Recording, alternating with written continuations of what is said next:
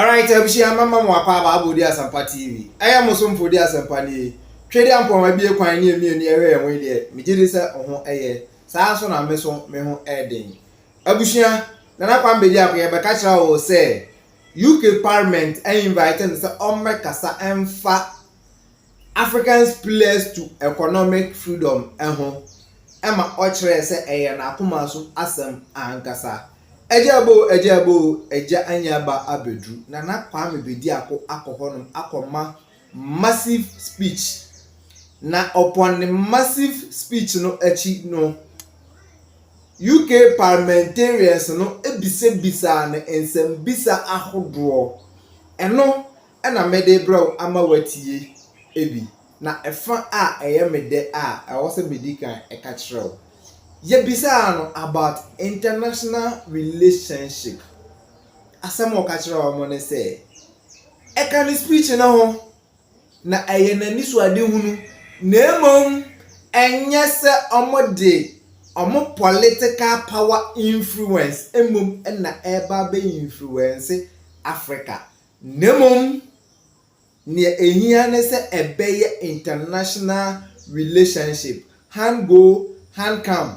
Okay, me here we also here we wo me ho and the we na me so me for we can na ka be ka say barter trade. In fact in come course wo ho no massive mesra na ne dey ka wa shi odi Asampa TV a subscribe to channel share na like invite afro no make abusuaku no send the be ya drop video foforo bi a on sa be ka bi afa free so be kire wa adwen agu comment section no. Don't forget a UK Parliament in the one the end brofono and a yawra egu mu ra ti be post video no e de amount next video a reaction yanko enjoy video no. When it runs out, your story becomes a memory,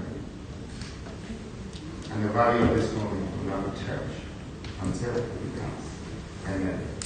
Amen. On that note, esteemed guests, fellow advocates for change, ladies and gentlemen, today I stand before you as the rebirth of an incarnated spirit, feeling like a messenger, here to express regret for our mistakes. It is crucial for me to acknowledge our past, not to dwell on it, but to learn from it, and to overcome the challenges that have suppressed the growth of our development. There are no better words for me to use than to say, I am sorry. I'm sorry for all our losses, Africa. I'm sorry that our currencies have lost the value. I'm sorry that our economies is collapsing. I'm sorry that our education system has failed us. I'm sorry that our children are jobless, yet they're becoming hopeless. My country, Ghana, I'm sorry for the poor governance. I'm sorry for the pollution of our water bodies, for shredding our ancestral wealth. On behalf of my ancestors and the past leaders of Africa, I apologize. Surely, what you left could not be harnessed to our best potential.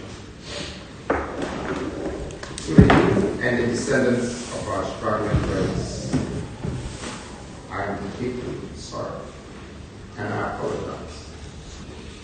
The decisions made by our leaders, both past and present, have contributed to the catastrophe we now face.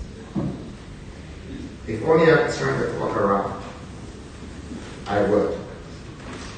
I would start from the beginning. But since time has carried us into the speed of light, where going back is impossible, we either move forward together or stand separated. That's why I stand before you today to apologize for the people of Ghana, the people of Africa, and the diaspora. We must gather our strength and rise again. If time is all I have, then I surrender my life for time to be used valuably. For many years we have fed and built the world. Our uranium has empowered Europe's sustainable energy and forged global superpowers. Our minerals, such as cobalt, are blocked by borders. Their potential stunted by systemic barriers. How is that we have the resources to export to continue to import products we make ourselves? Our gold holds together the major currencies of this world. Our diamonds are symbols of love exchange across continents. We must remain shackled by the colonial barricades impeding our growth. Shall we? No. We have struggled to rebuild our society since we were separated. But when I look at my skin, I believe that whatever brought us together is far stronger than what is putting us apart. We may be nationalized by different dialects, names, and countries, but we're united by the same principles that governs our way of living. The time has come. The time is now that we took responsibility for the mess we found ourselves in. We must also replicate the success stories of Asia, Middle East, and the West. Nations that have risen from poverty to become global economic powers. We must replicate that. We must break free from the cycle of dependency and exploitation. We must industrialize, refine our resources, and create wealth that stays on our continent. We must remove the colonial barricades that have hindered our growth and reclaim the control of our destiny. The time has come for us to not just sign contracts, but to create them for others to sign. Not just to sell what belongs to us, but to refine it so we can distribute it to those who need it.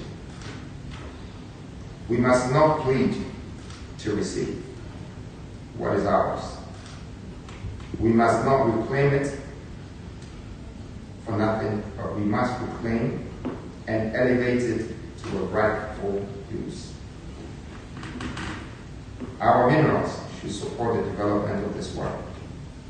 Flowing from us to the global community, we must refrain from begging and instead focus on giving, offering what is fair and working to develop humanity beyond our expectations. We should strive to leave this world better than we found it, respecting nature and adding value in the process.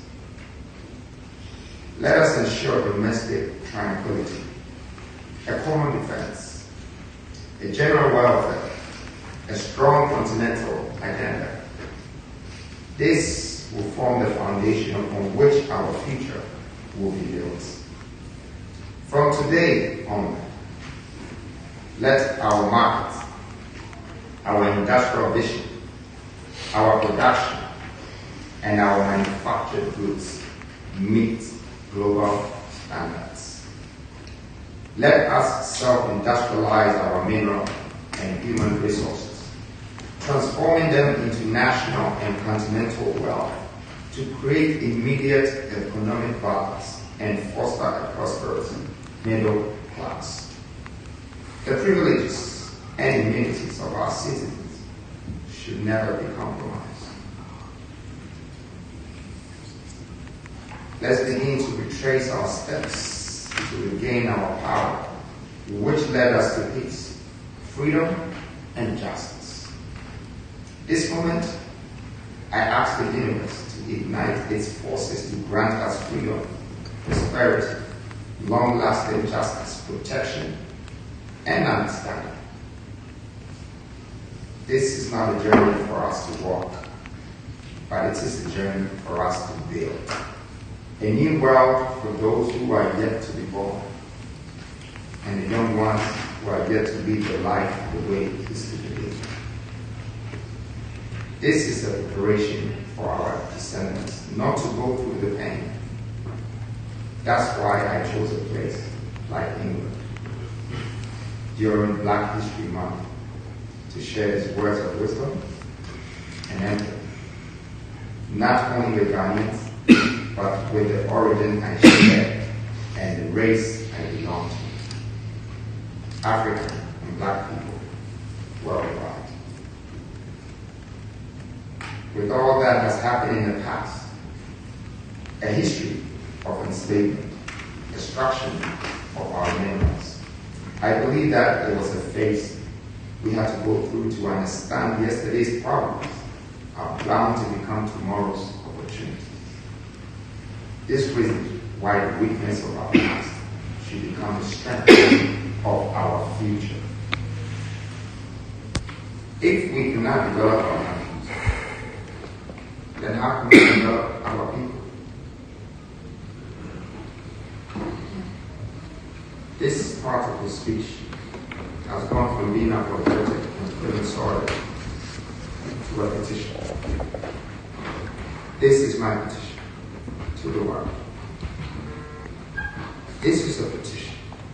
It's a call for the world to acknowledge what we Africans have contributed.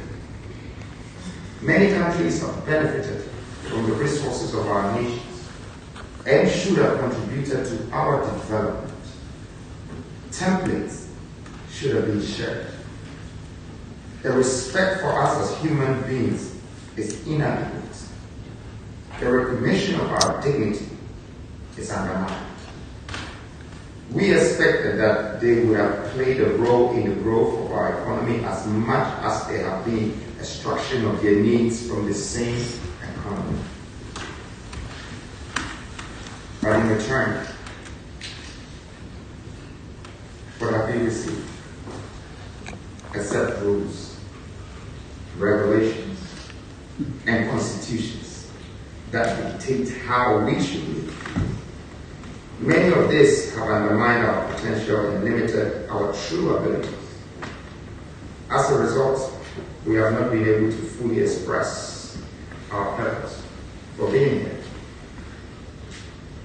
This is a petition to the world and to the countries that have been benefiting from the lands of our forefathers, the lands where our ancestors were uprooted, scattered across the sea, their races lost to history, yet nothing was returned to us but defeat.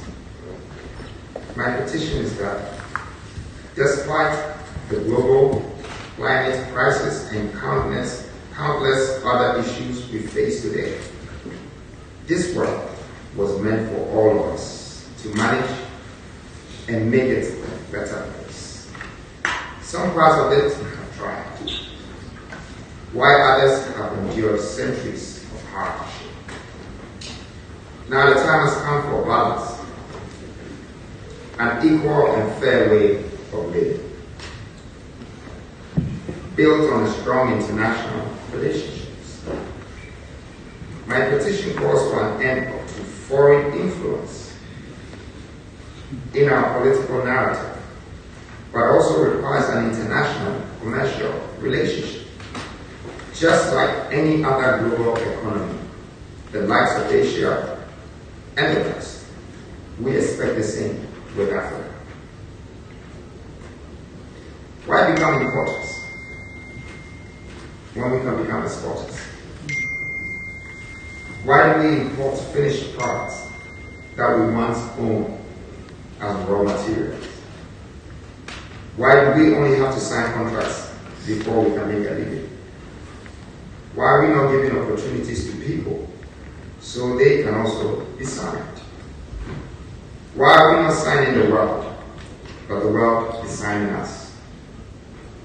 Instead of asking why, I think the time is now for the world to marvel at the work Africa can do and say, wow, wow, wow.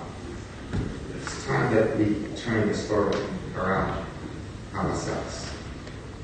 Let's not make the why distract us and stop us from what we truly have to do.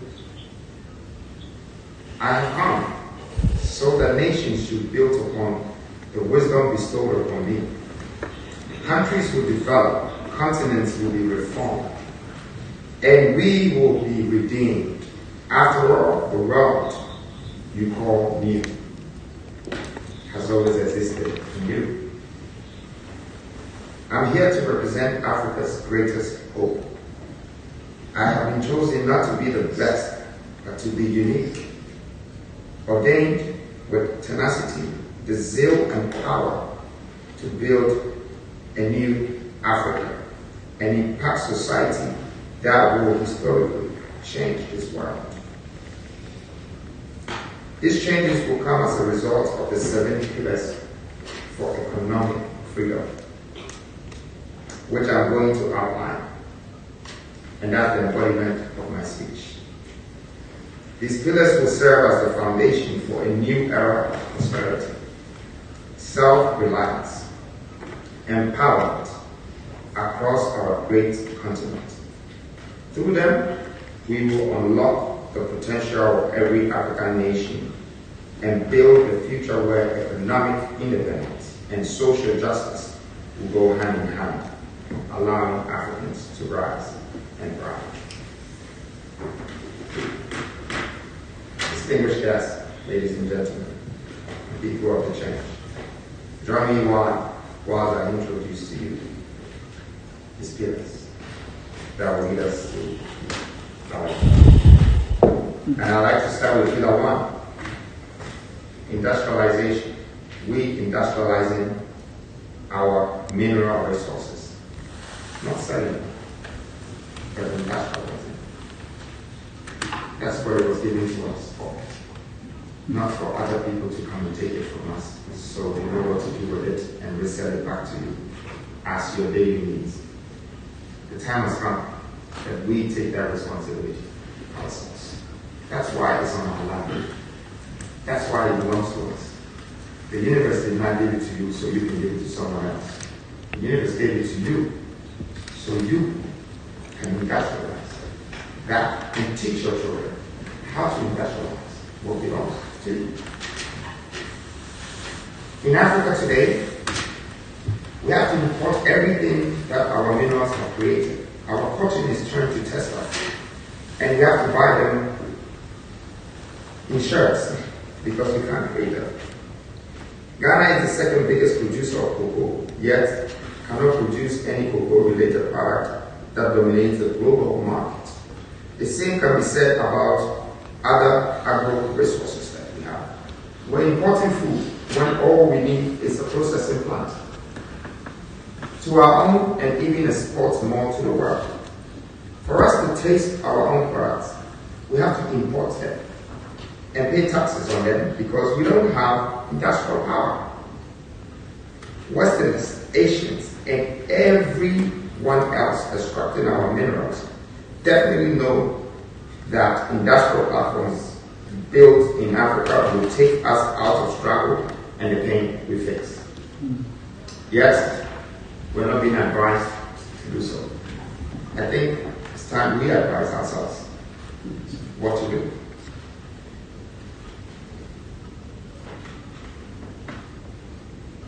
Asians and everyone else is still traveling onto the space to look and search for these opportunities and treasure. I have come to introduce industrialization in Africa, to industrialize all our mineral resources by building manufacturing plants. As the likes of Asia, Middle East, Europe, and America, there is no crime in replicating a blueprint that has sustained life and created a middle-income life for other countries.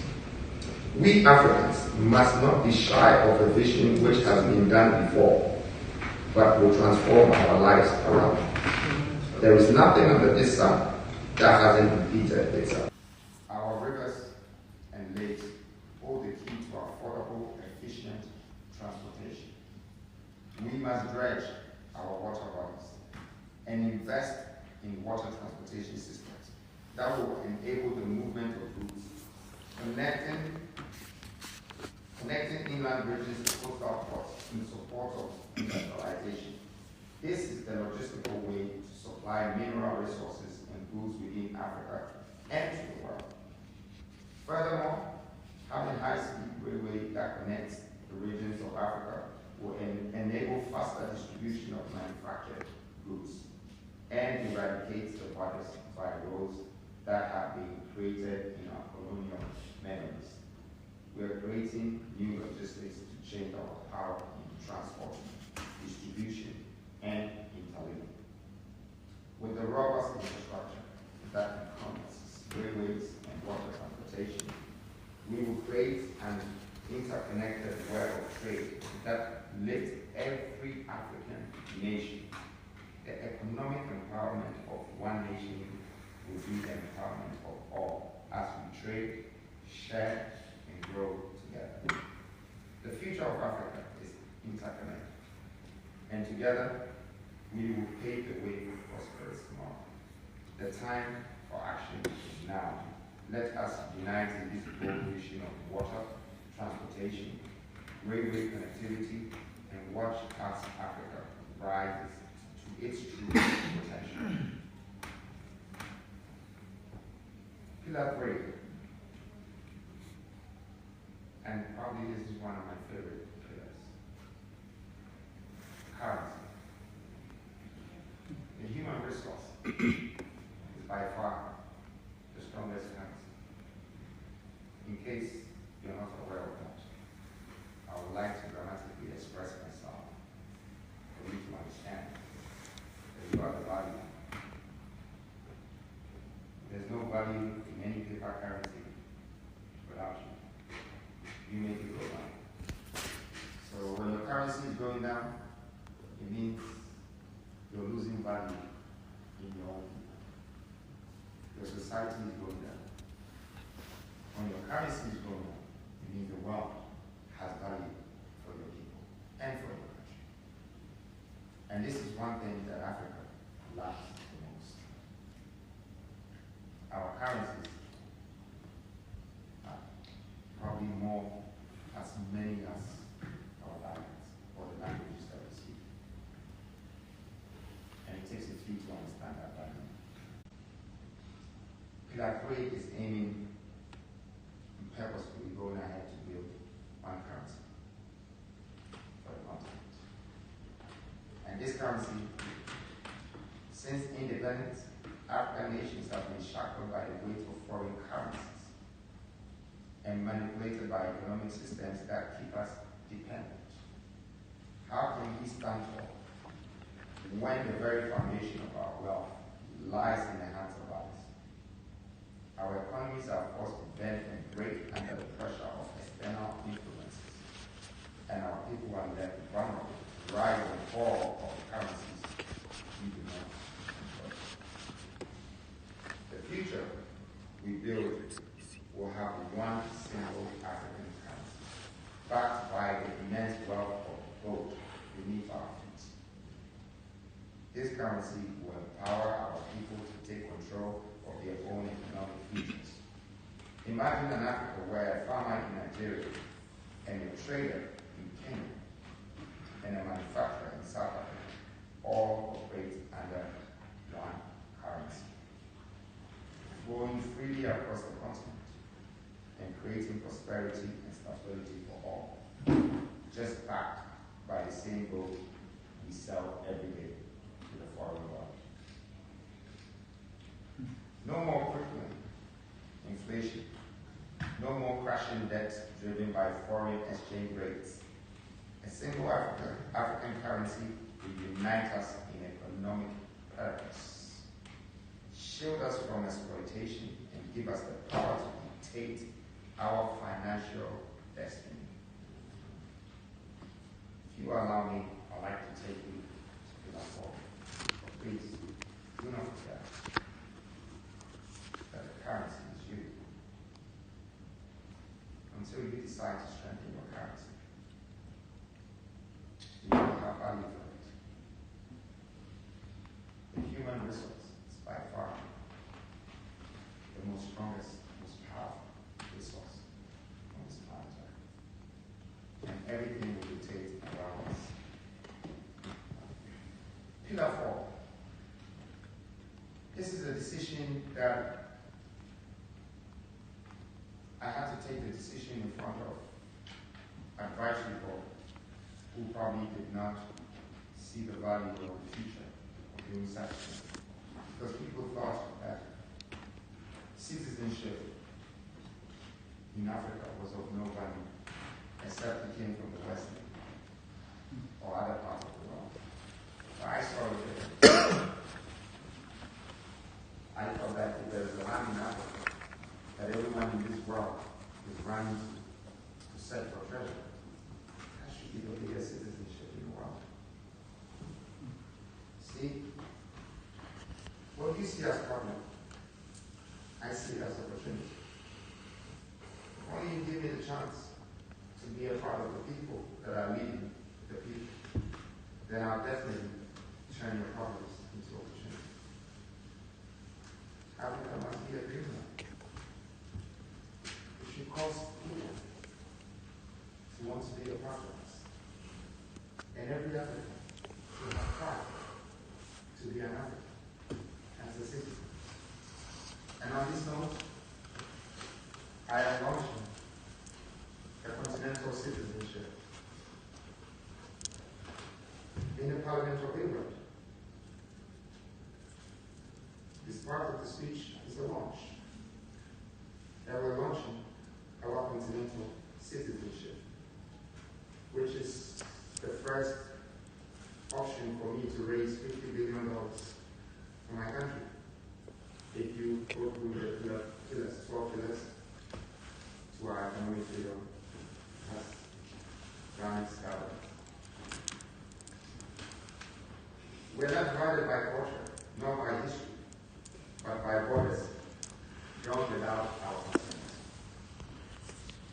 These borders, designed to keep us weak and separate, have denied us our true identity as Africans. It is time to tear down these barriers and declare a new era of unity and belonging. A continental citizenship under the banner of the United States of Africa. No longer shall an African be a stranger in their own continent. Whether you're from the islands of Ethiopia or the shores of Senegal, from the heart of Congo or the deserts of Namibia, you are African first and foremost. But we only have borders, and we only drive cars through the borders. And every time we try to cross another border, somebody is charging us just to cross the border. So how are we ever going to be united? And how come? Sorry, it's quite a lot of coughing there, but there's no water in there. Somebody can get some waters around and help. But how come that we belong to a continent, and every time we're going to a country, even if we have something to trade with that country, we're not allowed. Yet, you can import other things from outside. But anything from inside is not valid and is not allowed. That border, we're removing. The aim is to make Africa become a borderless country. Through investment, through commitment, and through unification. There were past leaders who thought they could unite Africa through politics. Some tried through religion. They tried with education. It doesn't work. The value that you and I have today is truly what we can exchange. What we can trade amongst ourselves with the commitment.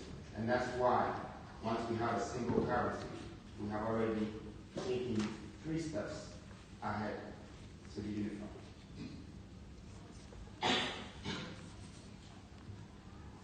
And so, this citizenship will give us the power to trade our minerals and manufactured goods amongst ourselves. This investment will also bring commitment and help us to control our destiny, our currency, our minerals, and our human resources. This is a formula to unite the states of Africa through the exchange of skills and talents.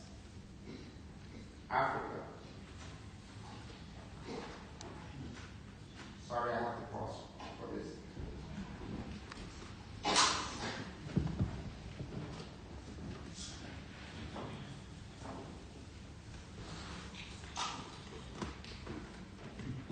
And I'll leave this here. Please do me a favor, somebody can be a good Samaritan when someone needs work, when someone is gone. Let's help them. Thank you.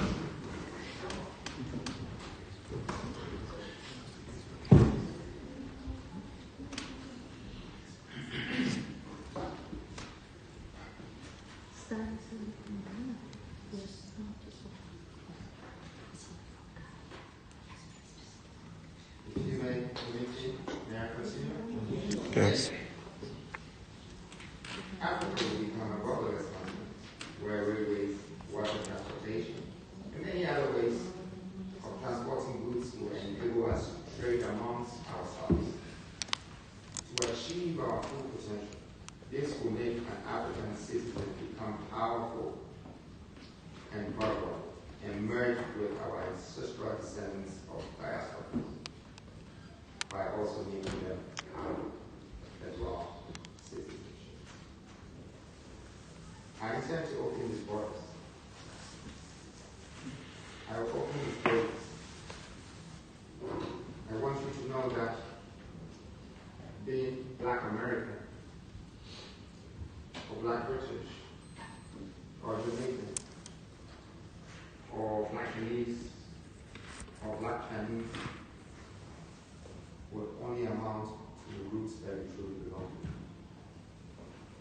And you should remember this. Africa has belonging descendants that can never be measured. The only time the world will understand truly where we came from is if we reclaim our identity back and value it. And so, this very moment, I feel very empowered. Launching a program and a purpose through a speech on the grounds of the past colonial masters who are also partly responsible for the reasons why we're separated and we have a confused identity. We're gaining it back.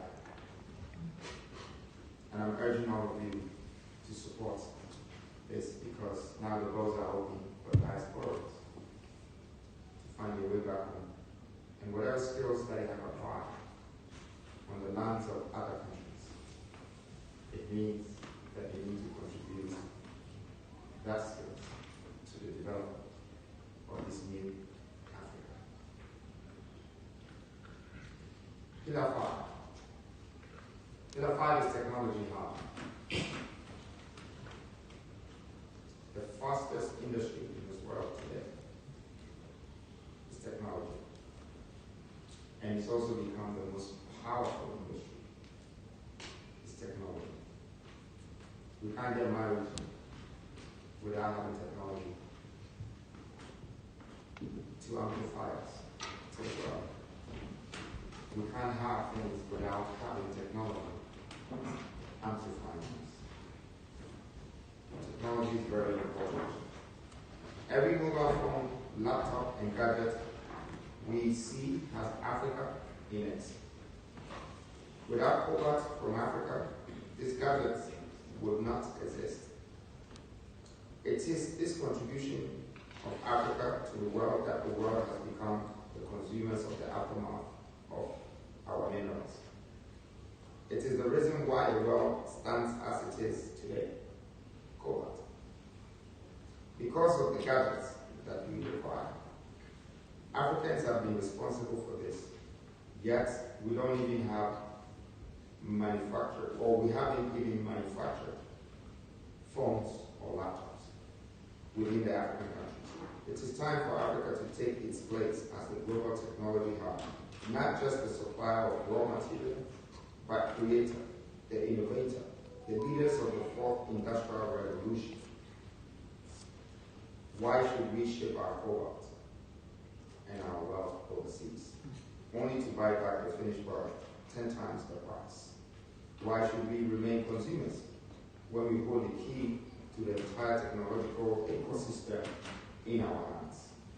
We have the resources, the talent, and the vision to rebuild our own tech empires, to design, manufacture, and distribute our smartphones, computers, and cutting-edge technologies. Pillar 6 is called nuclear power and renewable energy. It's one thing I take huge interest in, nuclear power. We have uranium, but we never thought what we were going to use the uranium for. So we've been selling the raw material. But Africa is a continent rich in resources that can transform our energy landscape, yet we continue to import electricity, shackled by our data systems and foreign control. We have uranium beneath our feet, waiting to be harnessed for a sustainable power of nuclear energy.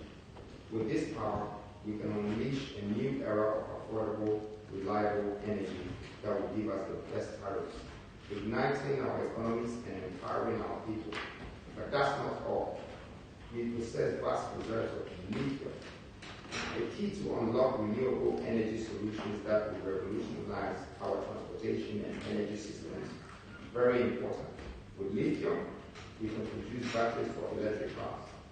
Investing in nuclear and renewable energy, we will create thousands of jobs, boost our economies, and position Africa as a global leader in the energy production. Did you know that 644 million people in Africa don't have electricity? And it's more than 50% of the population. How do we feel about that? When we wake up, cooking food, and having a stove, and watching Netflix, and ironing our clothes, and someone is 40 years old, that is the same person as yourself, that breathes the same air as you, that has aspirational hope like yourself, has never had electricity. Now, how do we feel about this? We must do something about this. And uranium and lithium, through industrialization, will make a huge change in this world. Pillar 7 is the last pillar. And it's also one of the most important pillars for me. It's called industrialization, but I'm simply saying industrial and education and learning. I'm talking about what is the point of re-educating our children for 20-something years and taught them other people's history and not teach them the value of gold that belongs to us and how they can harness their cocoa into we have really robbed our children. We have invested in them, but the value in return does not harness what we have inherited. And that's why I will do anything within my possible means to make sure that the curriculum of Africa's education gets readjusted. As much as I am fighting to also revise the constitution of our political principles, it's equally important for us to educate the people and the women who have given birth to become mothers of this earth. We must educate our people industrially. Our educational system, as it stands, is a relic of a past that was never designed for our success. It was built to produce followers, not leaders. Workers for foreign industries, not innovators for African enterprises. This must change, and it must change now.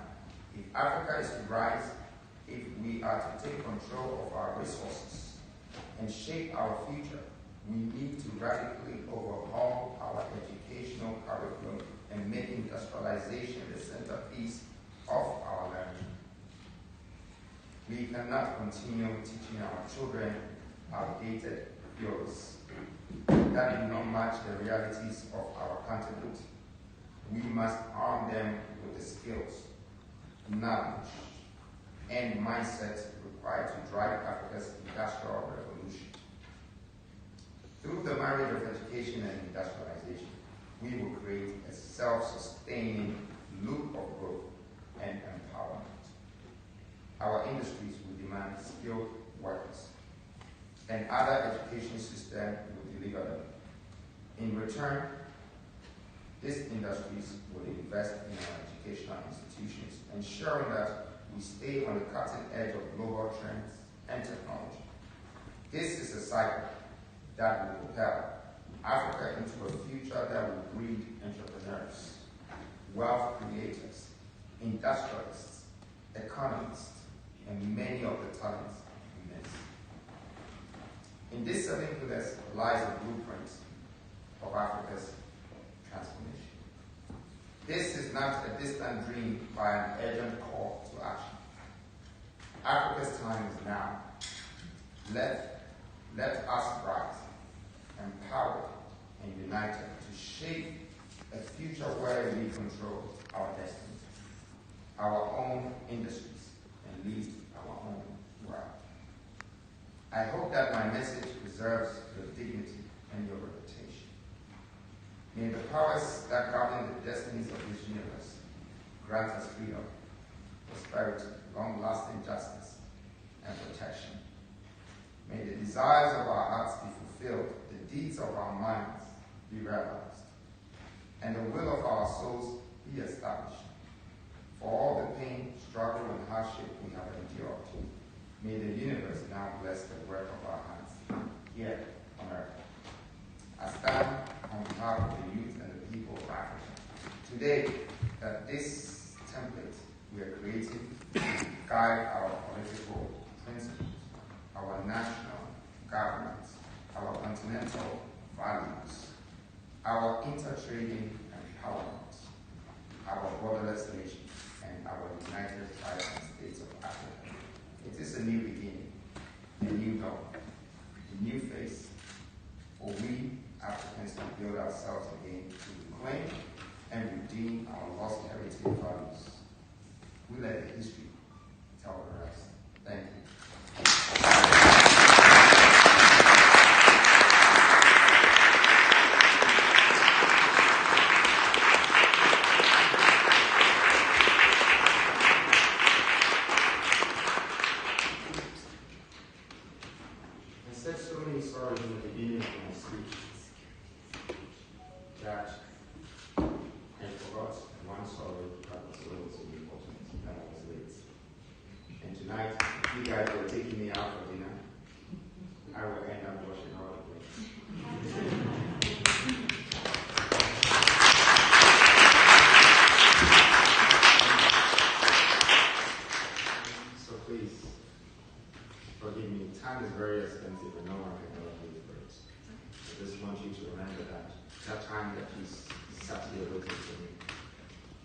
appreciate it so much. And as much as I'm sorry, you have also proved to me that you have something you need.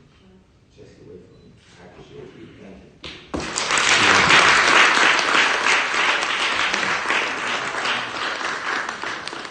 Everything I said, there is a 10-year plan, which is a 10-year vision. The Industrial Revolution is supposed to be original. What our leaders didn't do is that they did not take their time to realize the potential of each region, because they did not care about the people. They cared about their positions. They cared about their politics. They cared about the party that led them to the position that have given them the power to lead a nation. But that is taking advantage of people. Ghana has been taken for granted. You just need a leader that can understand that this is of value and this can create jobs. And this should not be deserted. This should not be left alone. The 15 regions that was left non-active, these are the same regions that I can tell you the world has extracted over trillions of dollars from these same areas. We left it. So definitely salt and everything within Africa would be asked. I'm sure my lady there wanted to ask a question. I'm so sorry. It looks like they're forgetting about you, but you know, women are very important in our life. Please, gentlemen, we should always remember this. Mothers of the earth, please, can you go ahead? Thank you. I think it's a beautiful way of working that you're presenting towards ownership of natural resources in Africa and restitution, wealth through a democratization of the means of production. What I want to ask you is, have you considered once established ecotourism and the means of ecological sustainability? How can we work together, the Global South, in partnership with Latin America, India? You know, how can we unite our forces in terms of our research, our development of technology, and also our commerce? So it's not mediated by Europe. We are in Europe, so we know that the commerce and a lot of control is made through inherited colonial structures. So how can we work together? Thank you very much. Thank you. So this is part of my speech. So it's going to go back to moving from the empathy, being sorry and apologetic to the petition. My petition is that I'm actually inviting the world not to use their political influence over our political principles, but instead for us to build international commercial relationships. So whatever plant that we have in India, Latin America, or Northern America, or Southern Africa, whatever resources that we have created, any technological or innovative machine or plant that is helping, that is what we also want in Africa. So the relationship I want to have with the Chinese is not for them to come and search for gold on the lands of Ghana. It's for them to help us to fabricate the metal that we have as the iron ore. So we can transfer the iron ore and transform it into steel. And after the steel, we can now make the steel become a fabrication. And once we fabricate, we can now ask the Germans, who are very good with mechanism, to put the engine inside the machine. So it's partnership in the world. So we can all move forward. That is my petition. I am asking for this not only from China, not only from England, but from the world. That all of you should consider Africa, that we are the last continent on this planet Earth that have not been developed. We have been undermined against our own ability and stability. Just because of what we have, people want it, but people do not want to partner with us to show us how that can be refined, how we can do it with a greener system, you know, without damaging our water bodies, without destroying ourselves. So this is a great question you asked, and the petition answers it. I am asking for this from the world, and I think Africa's gate is open for international relations. Thank you.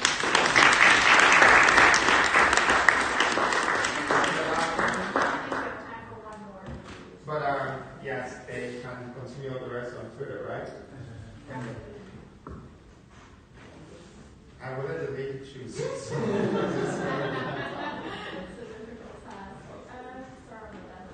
So I've got a question about the technology pillar. Obviously technology is quite dear to my heart, and the technology is at heart. how does Africa, or particularly Ghana, uptake with technology? If you look at Africa, you hardly see any data centers. All the data centers are either in Europe or the Americas, and we have vast land. How do we incorporate renewable data centers, T1 connections, to be able to,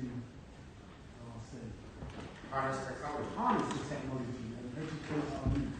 Sure. Because we're kind of being left behind. If they don't have access to fast computers, fast networks, they can't learn. They don't have labs.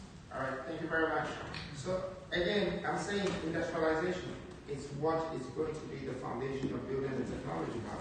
Now, you started with data centers. When you look at our pillars, okay, one of the things we want to do in our technology hub is to build a data center. The data centers need a lot of energy. It has to be -2 in a data center room. So you need energy to power that data center. If we Africans do not have energy at a good tariff, the price, we can never do that.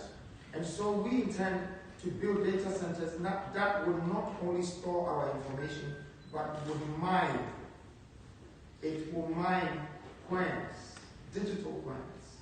It will mine tokens. So looking at the 1.8 or 2.5 trillion crypto world, we can harness all their tokenizations for them and mint their tokens for them. Okay, that's just one part of the technology hub. The other part is actually industrializing the resources like lithium and using lithium to create laptops and cobalt to create laptops. We own the minerals. So how come we can only buy the computers and phones from outside? What happened? There's a vacuum. We've missed something out on education. Again, that's what I'm saying.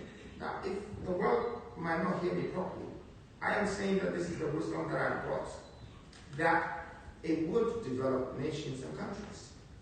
And I'm not going to force it. I am going to implement it, because manifestos are meant to be implemented. They're not meant to be printed as a cut and paste, but it never happens. There have been so many promises from the leaders of Africa. However, they have never been able to implement what they have promised. I don't want to lead by promises. I'm telling you that you need a technology hub because you have to make it a part of your purpose to make sure that it's established. They have it in America. Silicon Valley is not as big as a technology hub, but yet it's controlling almost half of the world. And they have workers in India and China and in England and all parts of the world. We Africans should try and strive to do this. And it's possible, and it's going to happen by any means necessary. We will do it. We will make sure that our children will understand the value of our resources first, and also know the value of themselves playing a part of this industrialization growth. Because every country in this world was only built based on the industrial vision. You can check every region, every continent. The history of it becoming a global power was through industrialization. Even technology is still being built through industrialization. Thank you.